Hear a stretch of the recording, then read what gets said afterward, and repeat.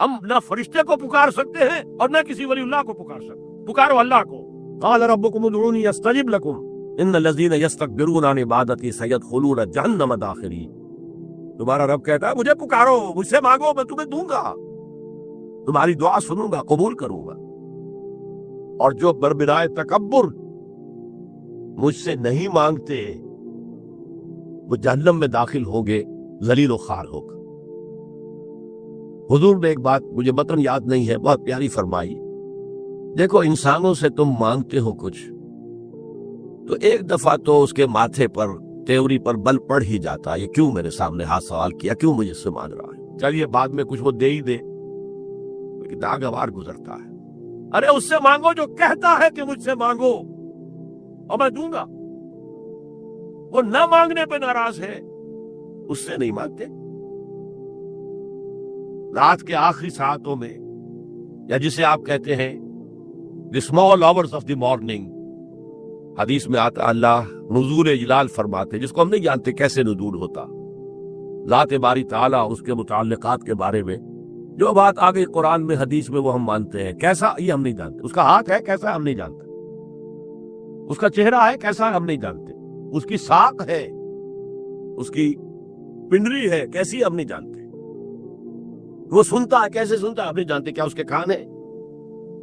کیا اسے بھی ساؤنڈ ویوز کی ضرورت ہے سننے کے لیے، وہ دیکھتا ہے کیسے دیکھتا ہم نہیں جانتا، وہ اترتا ہے کیسے اترتا ہم نہیں جانتا، جو قرآن میں آ گیا حدیث میں آ گیا مان لیجئے بس، باقی یہ متشابہات میں سے ہے، اس کی کھود کرید میں پڑو گے تو فتنے میں مبتلا ہو جاؤ گے، ابتغاء الفتنۃ وابتغاء تاویلہ۔ لہذا حدیث میں آتا ہے کہ رات کے آخری ساعتوں میں اللہ سمائے دنیا تک نزول فرماتے ہیں، اور پھر ندا لگتی ہے هل من سائل فاعطیہ، ہے کوئی سوال کرنے والا مانگنے والا کہ میں اسے دوں، هل من مستغفر فاغفر له، ہے کوئی گناہوں کی معافی چاہنے والا کہ میں اسے معاف کر دوں۔ ہم انٹا غفیر سو رہے، ہم تو مائل بکرم ہے، کوئی سائل ہی نہیں،